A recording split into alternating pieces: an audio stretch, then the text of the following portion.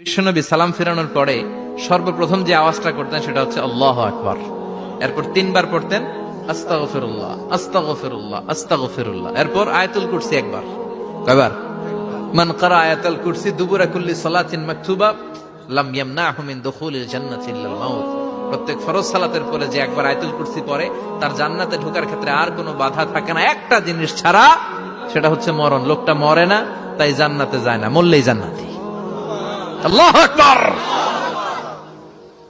এরপরে 33 বার সুবহানাল্লাহ, 33 বার আলহামদুলিল্লাহ, 33 বার আল্লাহু আকবার। সবশেষে মিলাবেন লা ইলাহা ইল্লাল্লাহ ওয়াহদাহু লা শারীকা লা লাহুল মুলকু ওয়া লাহুল হামদু ওয়া হুয়া আলা কুল্লি শাইইন কাদির।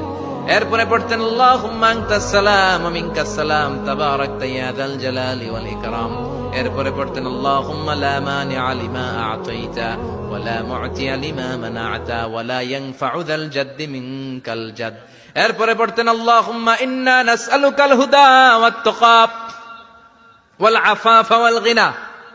এরপরে পড়তেন আল্লাহুম্মা আ'ইন্না আলা যিকরিকা ওয়া শুকরিকা ওয়া হুসনি ইবাদাতিক। সুবহানাল্লাহ পড়েন।